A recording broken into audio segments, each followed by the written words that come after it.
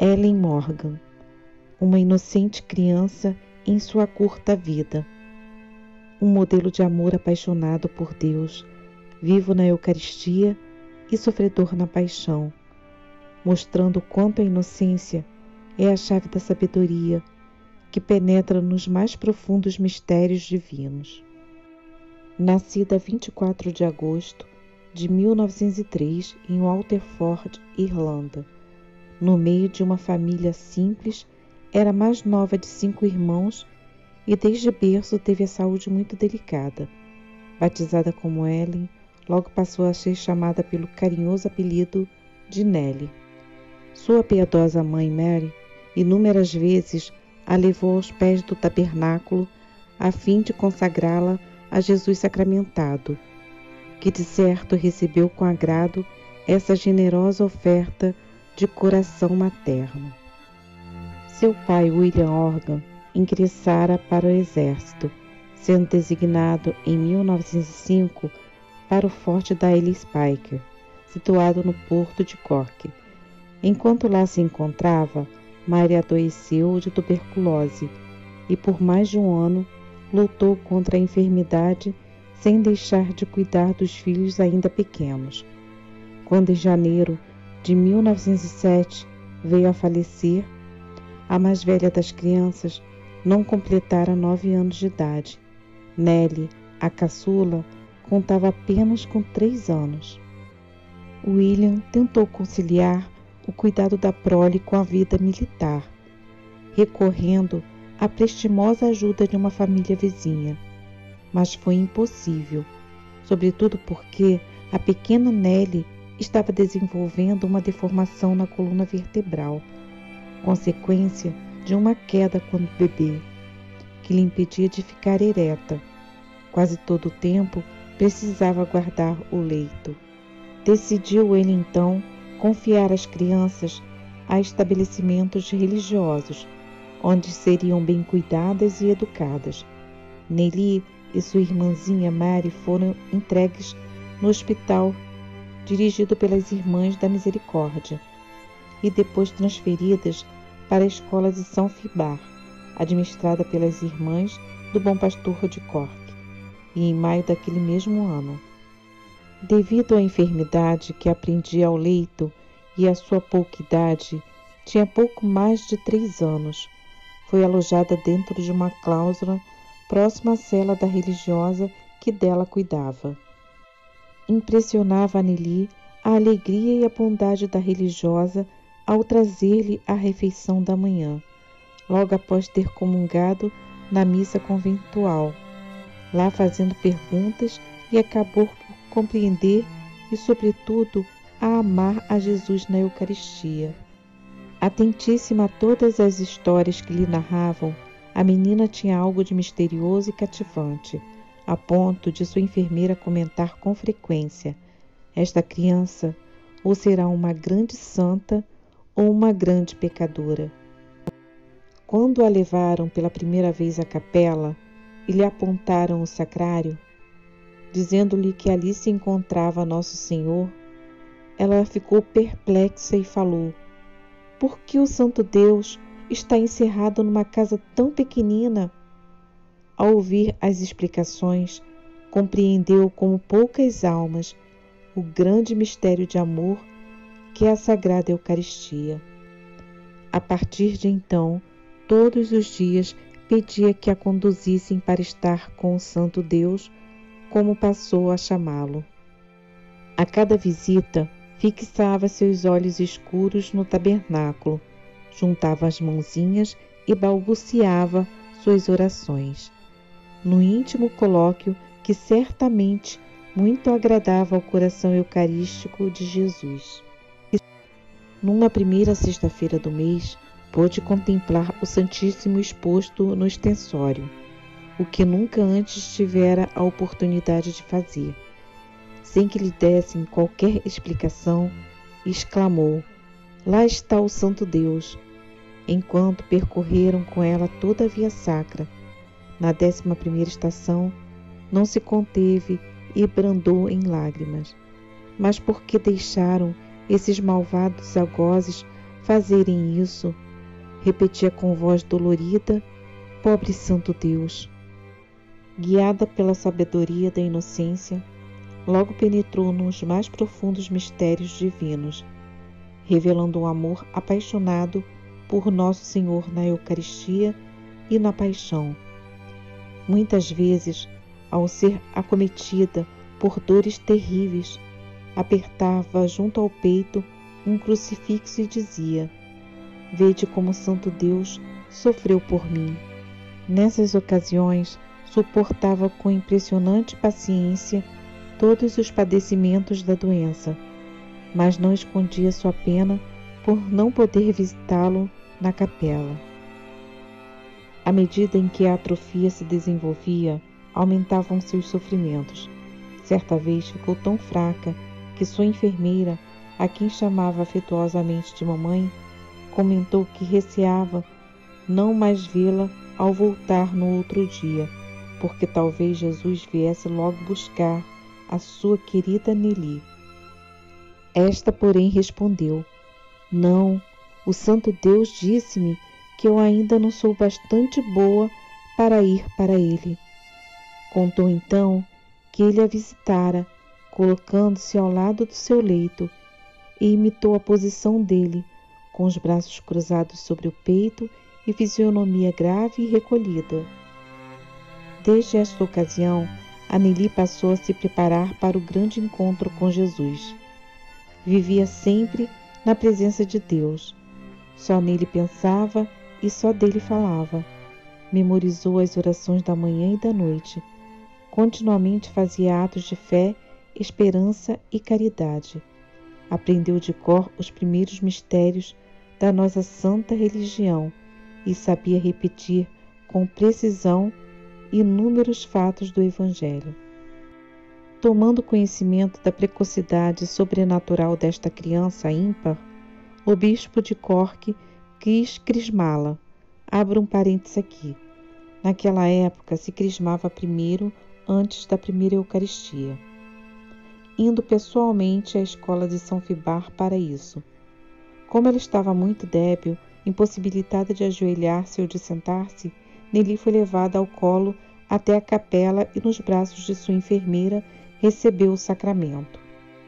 A superiora da casa comentou que a menina refletia no rosto uma beleza celeste, e ela, ao ser felicitada pelas religiosas e alunas do colégio, repetia: agora sou o pequeno soldado do Santo Deus. Seu candescente amor a Jesus nas sagradas espécies desabrochou numa delicada sensibilidade eucarística.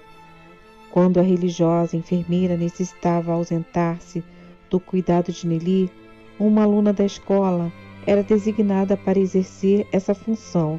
Às vezes até passava a noite junto à pequena. Numa manhã, em vez de ir à missa matutina, a jovem substituta dirigiu-se à cozinha sem que ninguém percebesse, e ali esteve sozinha durante o período da celebração. Ao retornar, qual não foi a sua surpresa ao ser censurada por Nelly? Não recebeste o Santo Deus nesta manhã. Vou dizê-la à mamãe. Assombrada, a moça quis testá-la. Em outra ocasião, repetiu a mesma façanha, não comparecendo ao santo sacrifício, e ao voltar para junto da pequena, foi novamente repreendida. Desde o seu leito de dor, ela sabia quando o Santíssimo estava exposto no ostensório, sem que ninguém lhe dissesse nada, e nas vezes em que podia adorá-lo na capela, seu rosto resplandecia de encanto e seus olhos brilhantes pareciam penetrar os véus eucarísticos e ver o próprio Jesus. Desejava ardentemente recebê-lo em seu coração e não hesitava em suplicá-lo com insistência. Preciso do Santo Deus, preciso do Santo Deus. Oh, quando desejo que ele venha ao meu coração. Quando virá ele? Não posso mais esperar. Nelly, porém, tinha apenas 4 anos. Para aliviar a angústia da espera, pedia à sua enfermeira que a cada dia viesse abraçá-la assim que comungasse, pois desta forma sentia que a presença eucarística de algum modo se comunicava à sua alma. Em visita à escola, um padre jesuíta interessou-se pela piedosa enferma e quis conversar com ela.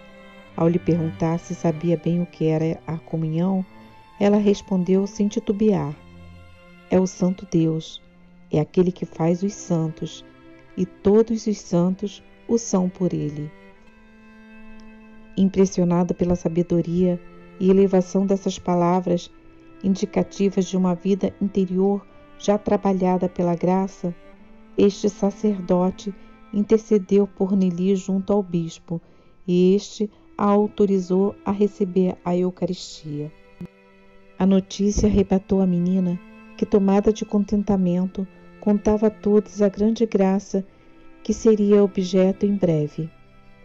A data marcada para a primeira comunhão foi o dia 6 de dezembro daquele mesmo ano de 1907, primeira sexta-feira do mês, ocasião em que o Santíssimo era exposto.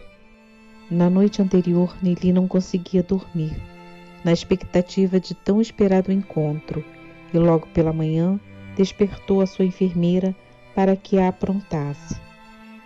Toda a comunidade, irmãs e alunas, reunidas em oração na capela, aguardavam um momento solene.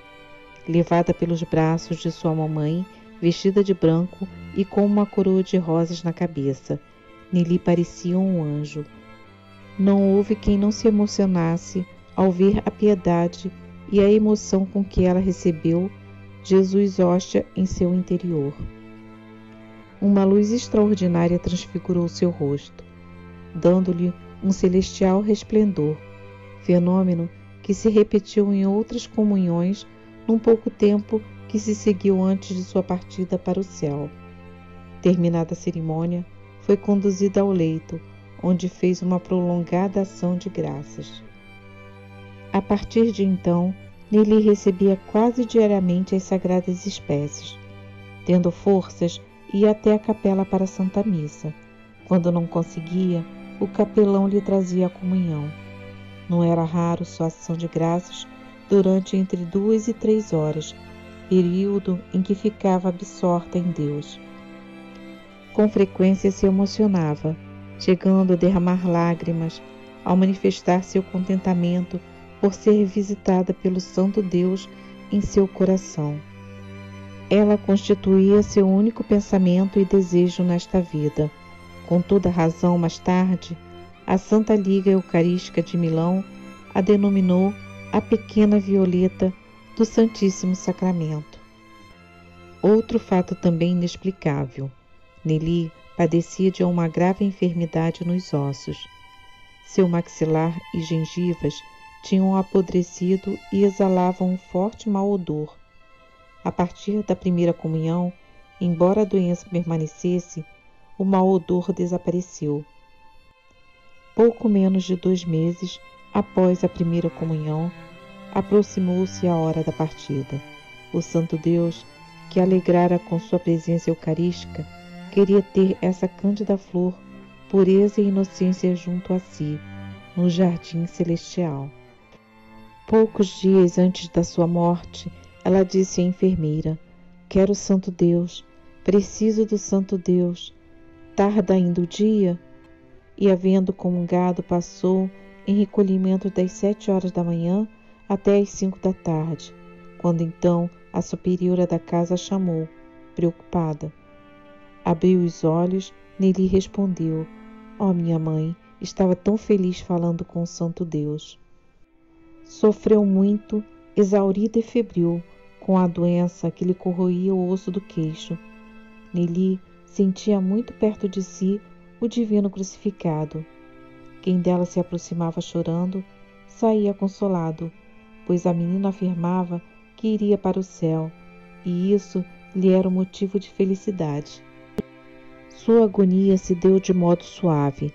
Numa sexta-feira, 2 de fevereiro de 1908, às 3 horas da tarde, Nelly fixou seus brilhantes olhos negros, marejados de lágrimas, em algo que parecia ver aos pés da cama. Por 2 vezes estendeu seus bracinhos, como para alcançá-lo, O movimento dos lábios indicava que falava com alguém, e levando suas vistas, entregou-se sua alma ao Senhor Deus, que a recebeu no reino dos céus. Ao ser transferido o seu corpo para o convento 18 meses depois da morte, constataram que seu corpo estava intacto e que seus sinais das enfermidades haviam desaparecido. Seu vestido de primeira comunhão, com o qual foi enterrada, também estava intacto. Até hoje, seu túmulo é visitado por milhares de pessoas. Seu corpo repousa no convento do Bom Pastor, em Cork, Irlanda. Esse foi um dos fatos que levou o grande São Pio X a permitir o acesso à Eucaristia por crianças menores, desde que saibam distinguir entre o pão comum e o pão eucarístico.